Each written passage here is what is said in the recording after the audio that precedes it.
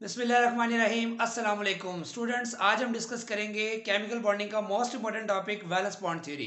इससे पहले हमने लेविस मॉडल पढ़ा था जो कि बॉन्ड फॉर्मेशन को एक्सप्लेन करता था, लेकिन वो शेप्स और ज्योमेट्री को एक्सप्लेन नहीं करता था मॉलिक्यूल्स की।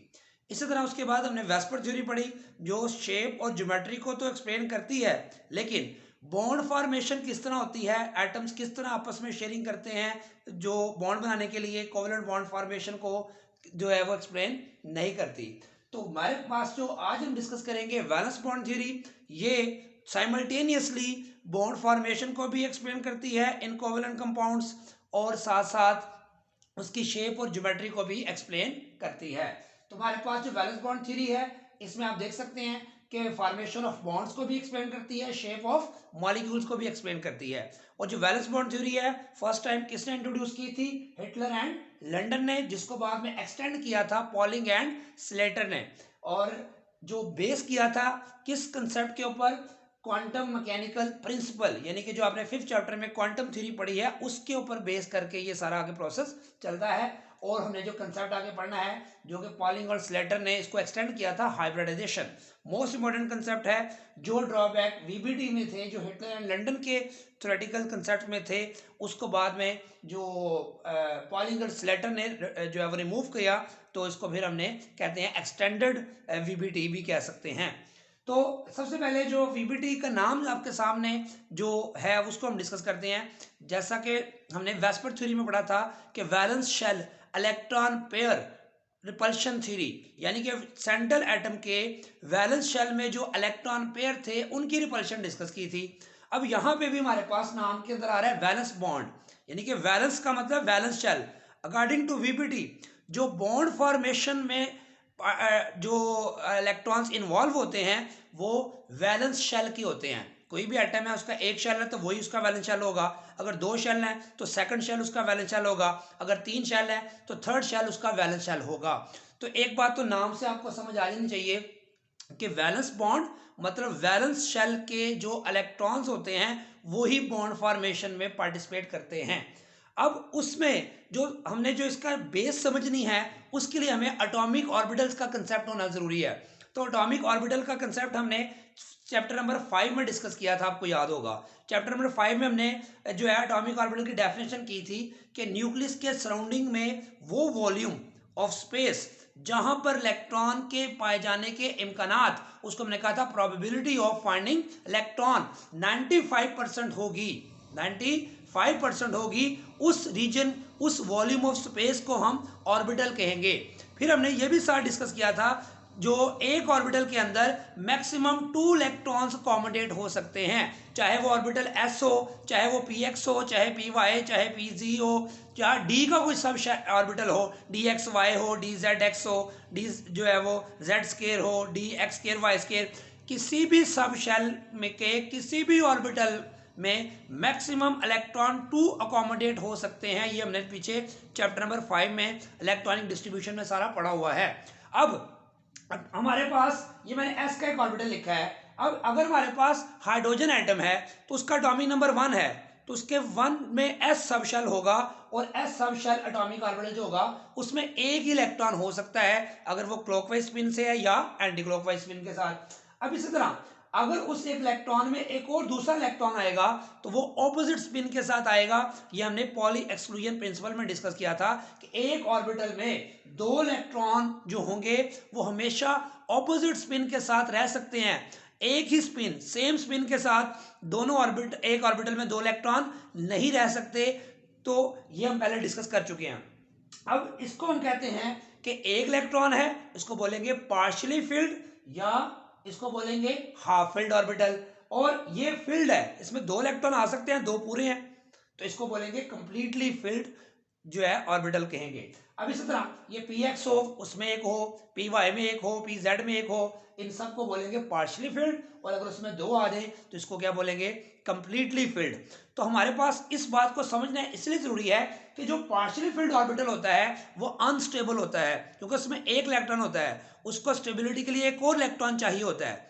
इसलिए जो पार्शियली फिल्ड ऑर्बिटल्स होते हैं जो पार्शली फिल्ड ऑर्बिटल होते हैं किसी भी एटम के पास, वो दूसरे एटम के पार्शली फिल्ड ऑर्बिटल्स के साथ शेयरिंग करते हैं, ओवरलैपिंग करते हैं। ये हमने यहाँ पे डिस्कस करना है। वैसे हम पढ़ चुके हैं कि जो भी एटम है वो बॉन्ड फॉर्मेशन क्यों करता है, ये पहले लेक्चर में हमने डिस्कस किया था, स्टेबिलिटी के लिए। और स्टेबिलिटी के लिए वो क्या करता है, कभी डुप्लेट को फॉलो करता है, कभी ऑक्टेट को फॉलो करता है। तो ये हमने डिस्कस कर लिया हुआ है कि एटम स्टेबल होने के लिए बॉन्ड फॉर्मेशन करता है। तो वो बॉन्ड फॉर्मेशन की स्टेबिलिटी हम पीछे पढ़ चुके हैं। लेविस कंसेप्ट यही बताता है कि इलेक्ट्रॉन शेयरिंग करते हैं।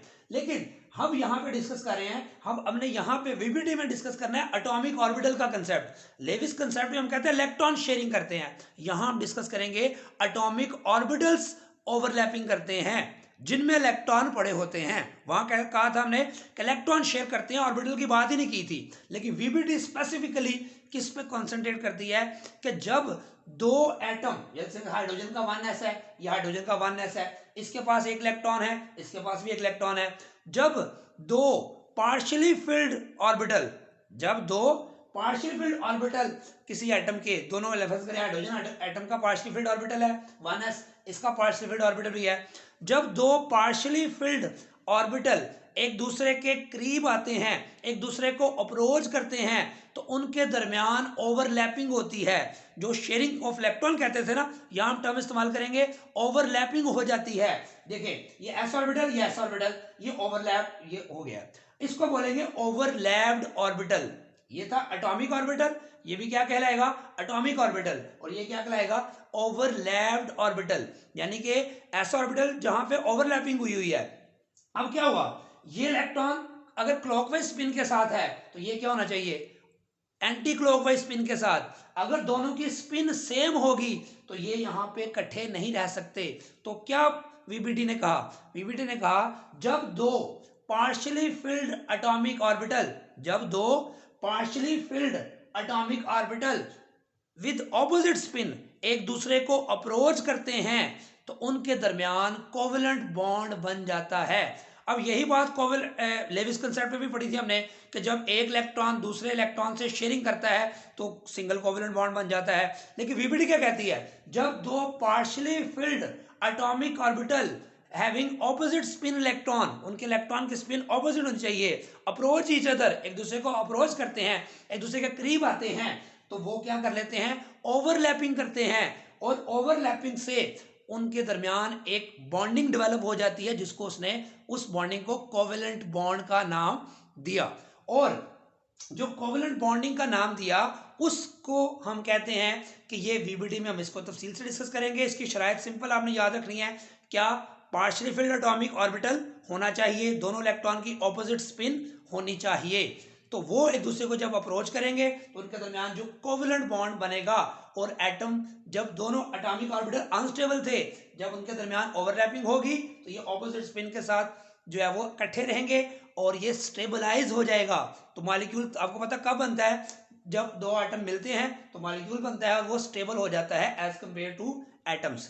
तो दूसरी बात उसने साथ कही, लार्जर द ओवरलैप, कहता है ओवरलैपिंग रीजन जितना ज्यादा होगा उतनी बॉन्ड की स्ट्रेंथ ज्यादा होगी। Larger the overlap stronger the bond, bond उतना ही स्ट्रॉन्ग होगा। क्या मतलब, extent of overlapping directly proportional to bond energy. यानी क्या बात है, इससे समझ आई है ओवरलैपिंग ऑर्बिटल की। अब देखे ना आप, ये दो हैंड्स है मेरे, फर्ज करिए सर्कल है, ये सर्कल थोड़ा सा आपस में ओवरलैप करता है तो इसके दरमियान ओवरलैपिंग थोड़ी हुई है। अगर ये ओवरलैपिंग ज्यादा हो जाए तो ये बॉन्ड ज्यादा स्ट्रॉन्ग बन जाएगा, और ज्यादा ओवरलैपिंग हो जाए तो बॉन्ड और ज्यादा स्ट्रॉन्ग हो जाएगा। इसका मतलब एक्सटेंट ऑफ ओवरलैपिंग जितनी ज्यादा होगी बॉन्ड उतना स्ट्रॉन्ग होगा, और उस बॉन्ड को तोड़ने के लिए एनर्जी भी उतनी ही चाहिए होगी। अब हम डिस्कस करेंगे वीबीडी के मुताबिक जो ओवरलैपिंग है वो 2 टाइप्स की होती है। ओवरलैपिंग 2 टाइप्स की होती है। एक हम देखें जिस 2 टाइप्स की ओवरलैपिंग से आपके पास 2 किस्म के बॉन्ड्स बनेंगे, टाइप्स ऑफ बॉन्ड्स। यानी कि वीबीडी के मुताबिक जो बॉन्ड्स बनते हैं वो 2 किस्म के होते हैं, क्योंकि ओवरलैपिंग 2 किस्म की होती है। कैसे, एक बॉन्ड को कहते हैं सिग्मा बॉन्ड, इसको इससे रिप्रेजेंट करते हैं। दूसरा बॉन्ड होता है पाई बॉन्ड, उसको ये मैथ्स का जो लेटर है पाई, इससे रिप्रेजेंट करते हैं। इसकी बात हम बाद में करते हैं। अब सिग्मा बॉन्ड क्या होता है, अब कहता है जब दो, अभी हमने पढ़ा कि जब 2 partially filled atomic orbital having opposite spin approach each other, अब अप्रोच जो है और ओवरलैप करते हैं, उनकी ओवरलैपिंग दो किस्म की होती है। एक ओवरलैपिंग को कहते हैं linear or head to head overlapping, linear or head to head overlapping. और याद रखें जो एस ऑर्बिटल है स्फेरिकल इन शेप होता है, ये आप पढ़ चुके हैं। स्फेरिकल इन शेप जो एस है उसकी हर साइड ही हेड कहलाती है, क्योंकि जब कोई चीज सर्कल में होती है, जब कोई चीज सर्कल में होती है, जैसे फुटबॉल है, तो फुटबॉल को अगर आप दीवार पे स्ट्राइक करें तो आप क्या कहेंगे, कौन सी साइड इसकी जो है वो दीवार पे स्ट्राइक की है, तो वो हेड ही कहलाएगा। फिर दूसरी दफा आप दोबारा स्ट्राइक करवाएं तो आप क्या कहेंगे, अब बॉटम स्ट्राइक किया है। हर दफा फुटबॉल को दीवार पे स्ट्राइक करवाने से आप यही कहेंगे इसका हेड जाके जो है वो दीवार के साथ स्ट्राइक करता है। इसका मतलब जो चीज स्फेरिकल हो उसकी साइड का कंसेप्ट नहीं होता, उसका हेड ही होता है। इसलिए जब भी एस ऑर्बिटल से ओवरलैपिंग करेगा, इस ओवरलैपिंग से को हम बोलेंगे हेड टू हेड ओवरलैपिंग, या इसको बोलेंगे लीनियर ओवरलैपिंग। क्या बोलेंगे, लीनियर। इसको एक्सिस के अलोंग है इसलिए इसको एक्सियल ओवरलैपिंग भी कहते हैं। यानी कि जब दो पार्शियली फिल्ड एटॉमिक ऑर्बिटल एक दूसरे को अप्रोच करें, ओवरलैप करें, तो ओवरलैपिंग किस तरह करें, लीनियरली या हेड टू हेड। एक देखें, यहां पे देखें, अब ये एस ऑर्बिटल मैंने कहा था हमेशा उसकी साइड जो होगी हेड ही कहलाएगी, उसकी हर सरफेस हेड कहलाएगी। लेकिन ये पी ऑर्बिटल है, और पी ऑर्बिटल समझ लें इस तरह का पड़ा हुआ है पी एक्स। अब ये मार्कर समझ लें, मार्कर सर्कल की शेप मैंने बताया था इस तरह की होती है स्फीयर की, तो उसकी हर साइड हेड कहलाती है। लेकिन ये पी ऑर्बिटल है, इस पी ऑर्बिटल में देखें ये इसकी साइड है, इसका आप इसका फ्रंट कह सकते हैं, ये इसका बॉटम कह सकते हैं, ये इसकी साइड है। इसका मतलब है अगर ये कहीं जाके आप लगाते हैं इस तरह, तो ये इसका आप कहेंगे बॉटम टकरा रहा है, इसका ये कहेंगे हेड टकरा रहा है। और अगर ये ऐसे जाकर स्ट्राइक करे तो इसको हम क्या बोलेंगे, ये इसकी साइड है। इसी तरह अगर ये पी ऑर्बिटल है और इसके साथ कोई ये एस ऑर्बिटल आ गया है, तो इसके साथ इस तरह ये ओवरलैपिंग करेगा, तो ये एस का तो हेड होगा लेकिन इस मार्कर का ये भी हेड कहलाएगा, तो ये हेड से ओवरलैपिंग करता है। इसका मतलब पी ऑर्बिटल जब एस से ओवरलैपिंग करेगा तो ये ओवरलैपिंग भी क्या कहलाएगी, हेड टू हेड ओवरलैपिंग। इसको कहेंगे एस पी एक्स से करे, एस पी वाई से करे और एस पी जेड से जब ओवरलैपिंग करेगा तो उसके नतीजे में हमेशा हेड टू हेड ओवरलैपिंग कहेंगे, और उससे बनने वाले बॉन्ड को क्या बोलेंगे, सिग्मा बॉन्ड कहेंगे। और एक और बात, अगर पी से मिले, यानी कि पी एक्स से मिले, फर्ज करें ये एक मार्कर पी है, ये है, अब ये हेड से मिल रहा है इस तरह, तो ये दोनों के हेड से मिल रहे हैं, तो इसको भी क्या बोलेंगे, हेड टू हेड ओवरलैपिंग। इससे बनने वाले बॉन्ड को भी क्या बोलेंगे, सिग्मा बॉन्ड। अच्छा, अब असल इंपॉर्टेंट बात एक और मैंने बताई थी थोड़ी देर पहले कि extent of bond for overlapping, जितनी एक्सटेंट ऑफ ओवरलैपिंग ज्यादा होगी बॉन्ड उतना ही स्ट्रॉन्ग होगा। और याद रखें एस और एस की ओवरलैपिंग जो एक्सटेंट है वो कम होती है, एस और पी की एक्सटेंट ऑफ ओवरलैपिंग ज्यादा होती है, बॉन्ड ज्यादा स्ट्रॉन्ग, बॉन्ड एनर्जी भी ज्यादा, जबकि पी और पी की ओवरलैपिंग रीजन ज्यादा होता है। याद रखें पी और पी का ओवरलैपिंग रीजन ज्यादा होता है, इसलिए पी और पी की जो स्ट्रेंथ है बॉन्ड की वो ज्यादा होगी और इसको ब्रेक करना सबसे मुश्किल होगा। तो ये ऑर्डर याद रखें कि जो ऑर्डर लिखा है ये किस बुनियाद पे है, बॉन्ड एनर्जी के एतबार से है, कि इस ओवरलैपिंग के एतबार से भी है, एक्सटेंट ऑफ ओवरलैपिंग इसकी सबसे कम और इसकी सबसे ज्यादा, इसकी एक्सटेंट ऑफ ओवरलैपिंग सबसे ज्यादा, इसका बॉन्ड सबसे स्ट्रॉन्ग, इसकी बॉन्ड एनर्जी भी सबसे ज्यादा।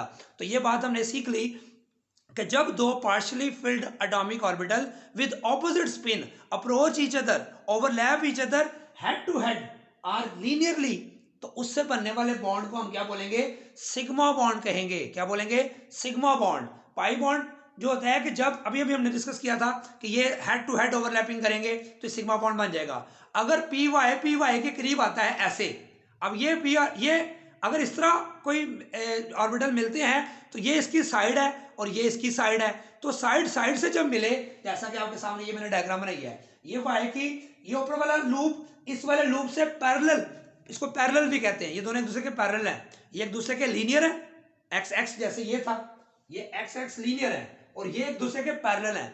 जब दो पैरेलल ऑर्बिटल आपस में ओवरलैपिंग करेंगे तो इनकी इस ऊपर वाले की साइड ऊपर वाले से ओवरलैप करेगी और नीचे वाले की साइड नीचे वाले से करेगी लूप, तो इसको हम कहेंगे साइड वाइज या पैरेलल ओवरलैपिंग, और इससे जो बॉन्ड बनेगा उसको हम क्या बोलेंगे, पाई बॉन्ड। इसकी बाद में हम डिस्कशन तफसील से करेंगे, फिलहाल हम सिग्मा बॉन्ड की बात कर रहे हैं।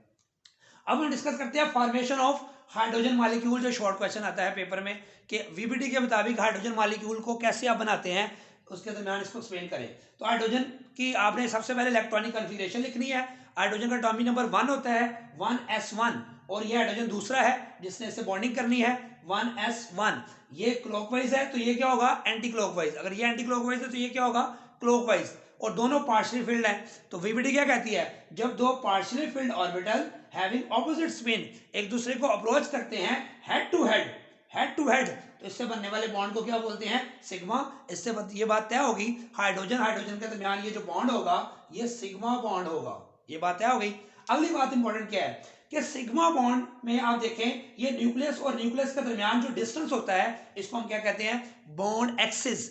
ये जो इमेजिनरी लाइन मैंने ड्रॉ की है इन दोनों के दरमियान, इसको न्यूक्लियर एक्सिस भी कहते हैं, इसको बॉन्ड एक्सिस भी कहते हैं, इसको बॉन्ड लेंथ भी कहते हैं। अब कहते हैं जब हेड टू हेड ओवरलैपिंग होगी, सिग्मा बॉन्ड फॉर्मेशन होगी, तो ये जो इलेक्ट्रॉन पेयर है, इलेक्ट्रॉन डेंसिटी है, इलेक्ट्रॉनिक डिस्ट्रीब्यूशन है, ये कॉन्सेंट्रेट करेगी इस बॉन्ड एक्सिस पर अराउंड द। बुक में अगर आप देखें ना लाइन क्या लिखी हुई है कि जब सिग्मा बॉन्ड बनता है तो इलेक्ट्रॉन डेंसिटी कहाँ लाई करती है, प्रोबेबिलिटी ऑफ फाइंडिंग इलेक्ट्रॉन कहाँ पे होता है concentrate, around the line joining the to nucleus, around the line joining the two nuclei, दो न्यूक्लियाई को मिलाने वाली जो लाइन है उसके अराउंड, उसके आसपास इलेक्ट्रॉन डेंसिटी कॉन्सेंट्रेट करेगी। जैसा कि आप ये देख सकते हैं, ये इसकी फाइनल डायग्राम है कि दो न्यूक्लियस के दरमियान ये न्यूक्लियर एक्सिस है, तो इलेक्ट्रॉन डेंसिटी यहां पर कॉन्सेंट्रेट करेगी। ये किसकी बात कर रहे हैं हम, सिग्मा बॉन्ड में। जबकि पाई बॉन्ड में ऐसा नहीं होता, वो हम पाई बॉन्ड की जब एग्जांपल्स करेंगे तो तब उसको डिस्कस करेंगे। फिलहाल हम क्या बात कर रहे हैं कि जब दो पार्शियली फिल्ड एटॉमिक ऑर्बिटल आपस में ओवरलैपिंग करेंगे हेड टू हेड, उनमें जो इलेक्ट्रॉन पेयर की जो प्रोबेबिलिटी होगी पाए जाने की वो कहाँ होगी, around the line joining the two nuclei, around the, उसको जो लाइन को क्या बोला था मैंने, बॉन्ड एक्सिस या न्यूक्लियर एक्सिस। तो इसलिए इस इलेक्ट्रॉन पेयर पे न्यूक्लियस की ग्रिप ज्यादा स्ट्रॉन्ग होती है और ये बॉन्ड ज्यादा स्ट्रॉन्ग होता है as compared to pi bond, क्योंकि पाई बॉन्ड में न्यूक्लियर एक्सिस के पे कॉन्सेंट्रेट नहीं करती इलेक्ट्रॉन डेंसिटी, वो ऊपर और नीचे होती है। इसको हम आगे जाके पाई बॉन्ड में डिस्कस करेंगे। अब हम एग्जांपल करेंगे HF के बाद, हाइड्रोजन मॉलिक्यूल के बाद HF मॉलिक्यूल की जो है वो कैसे फॉर्मेशन होती है। अब हम डिस्कस करेंगे formation of HF molecule and fluorine molecule on the basis of valence bond theory. ये पेपर में क्वेश्चन आपको शॉर्ट क्वेश्चन की फॉर्म में आता है कि आप हाइड्रोजन मॉलिक्यूल, HF मॉलिक्यूल या फ्लोरीन मॉलिक्यूल के दरमियान जो सिग्मा बॉन्ड फॉर्मेशन है उसको एक्सप्लेन करें according to valence bond theory. तो हाइड्रोजन मॉलिक्यूल हम कर चुके हैं, अब हम डिस्कस करेंगे HF मॉलिक्यूल। तो जिन एटम्स के दरमियान आपने बॉन्डिंग शो करनी है उनकी इलेक्ट्रॉनिक कन्फिगरेशन लिखना जरूरी है। हाइड्रोजन की कन्फिगरेशन क्या होती है, 1s1, और फ्लोरीन की कन्फिगरेशन मैंने लिखी है आपके सामने का, फ्लोरीन का एटॉमिक नंबर कितना होता है 9, तो 9 का एटॉमिक नंबर के साथ 1s2 2s2, पहले चार इलेक्ट्रॉन पूरे हो गए, बाकी बचे 5, तो P में आपको होता है 5 होते हैं। अब px 2px1 2py2 2pz2। अब आप एक बात याद रख लें कि आपने वैसे रूटीन में क्या करते हैं, आप x में 1 रखते हैं, 2 3 4 5, x में 2 आते हैं, y में 2, z में 1 आता है। बुक में भी z में 1 लिखा होगा, लेकिन मैंने ऐसा नहीं किया। आपकी मर्जी है, या आपको इख्तियार हासिल है कि आप जिसमें मर्जी आप एक इलेक्ट्रॉन अकेला छोड़ सकते हैं, क्योंकि आपने 5वें चैप्टर में पढ़ा है कि तमाम जो ऑर्बिटल हैं ये डीजेनरेट ऑर्बिटल हैं, इन तमाम की एनर्जी सेम है।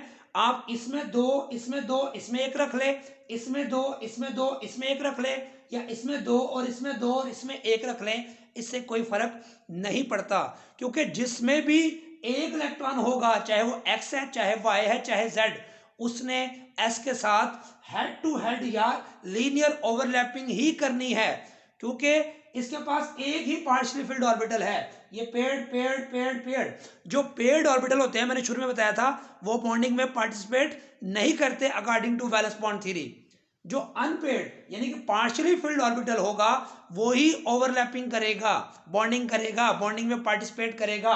तो आप देखें हाइड्रोजन का s ऑर्बिटल है जिसने बॉन्डिंग करनी है, और उधर से फ्लोरीन के ये भी नहीं करेगा, ये भी नहीं करेगा, और बैलेंस शेल में मौजूद ये भी नहीं करेगा, क्योंकि ये पेयर्ड अप हैं। तो मैंने x को दानिस्ता 1 रखा है, बुक में z लिखा होगा, इससे कोई फर्क नहीं पड़ता, क्योंकि हमें आदत पड़ी हुई है x एक्सिस पे लिखने की x को। अदरवाइज आप z को भी यहाँ लिख लें तो कोई फर्क नहीं पड़ेगा, यहाँ 2pz लिख दें, यही डायग्राम बना दें, फिर भी गलत नहीं होगी। लेकिन मेरा एक जो तरीकाकार होता है, मैं इसको x को ही अनपेयर्ड रख लेता हूं, ताकि जो रूटीन हमारी कन्वेंशन बनी हुई है x एक्सिस पर लिखने की, बच्चे y एक्सिस को समझते हैं कि इस तरह बनाया जाए जैसे ये है, z एक्सिस को समझते हैं कि क्रॉस बनाया जाए out of outward inward the plane, लेकिन वो यहाँ पे जरूरी नहीं है। तो ये समझ लें, x को मैंने खुद से 1 इलेक्ट्रॉन छोड़ दिया। अब क्या हमने पढ़ा था कि अब इसका पार्शियल फील्ड है 2px और इसका पार्शियल फील्ड है s। तो जब s और p ऑर्बिटल ओवरलैप करेंगे तो हमने पढ़ा था क्या, कौन सी ओवरलैपिंग होगी, हेड टू हेड ओवरलैपिंग होगी, और इससे जो बॉन्ड बनेगा वो सिग्मा बॉन्ड होगा। इसकी डायग्राम आप ये ओवरलैप्ड रीजन बताएंगे, ये फाइनल डायग्राम इसकी आप ये बनाएंगे। इस फाइनल डायग्राम को समझ लें, बनाने का तरीका क्या है कि आपने ओवरलैपिंग शो की है ना, इस ओवरलैपिंग रीजन को दरमियान में से अगर मैं मिटा देता हूं, इसको सीधा कर दें, इसको सीधा कर दें, बनाओ सिंगार करें थोड़ी सी डायग्राम में, तो इस तरह की खूबसूरत डायग्राम आपके सामने बन जाएगी। तो ये वाला रीजन जो होगा ये ओवरलैप्ड रीजन कहलाएगा, ओवरलैप्ड ऑर्बिटल होगा, और इलेक्ट्रॉन डेंसिटी इस रीजन पे कॉन्सेंट्रेट करेगी, जैसा कि हम पढ़ चुके हैं पिछले हाइड्रोजन मॉलिक्यूल में कि इलेक्ट्रॉन डेंसिटी न्यूक्लियर एक्सिस के अराउंड कॉन्सेंट्रेट करेगी। तो ये कौन सा बॉन्ड होता है, जब हेड टू हेड, और इस बॉन्ड को हम क्या कहते हैं, सिग्मा बॉन्ड। अब हम बात करेंगे फ्लोरीन मॉलिक्यूल की, अगर वो डायग्राम बॉन्ड फॉर्मेशन को कहते हैं एक्सप्लेन करें, तो फ्लोरीन की इलेक्ट्रॉन एक्टिविटी मैंने दोबारा नहीं लिखी, इलेक्ट्रॉनिक कॉन्फ़िगरेशन यहाँ एक दफा लिखी हुई है।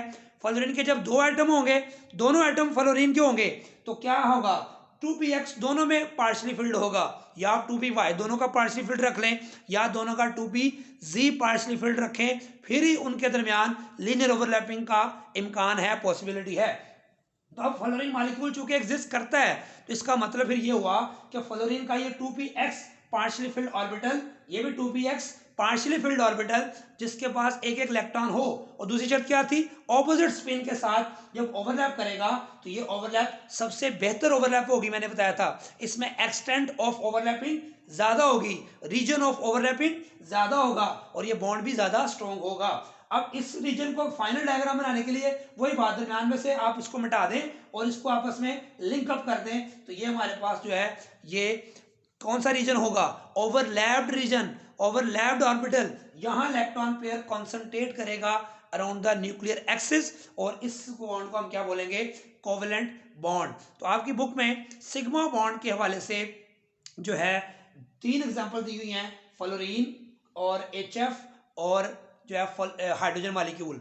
अब हम नेक्स्ट लेक्चर में तफसील से डिस्कस करेंगे कि जो पाई बॉन्ड क्या होता है, और उसकी कौन कौन सी एग्जांपल्स हैं ऑक्सीजन मॉलिक्यूल में, और नाइट्रोजन में जो ट्रिपल बॉन्ड बनता है उसको हम डिस्कस करेंगे तफसील के साथ। और इसके दरमियान एंड पे फिर हम सिग्मा और पॉइंट बॉन्ड का को डिफरेंशिएट करेंगे, उसके 2 शॉर्ट क्वेश्चन है बड़े इंपॉर्टेंट, तो उसको हम तफसील से डिस्कस करेंगे। इसकी आप प्रैक्टिस करें, ये कंसेप्ट उसको अच्छी तरह अंडरस्टैंड करें, इसको नोट ज़रूर कीजिएगा, और इससे जो पिछले लेक्चर हैं वो भी सुने, जिन्होंने नहीं सुने उनको ये समझ नहीं आएगा। दुआ में याद रखें, कमेंट ज़रूर दीजिएगा, अपने फ्रेंड्स में इसको शेयर करना ना भूलिएगा। अल्लाह हाफिज़।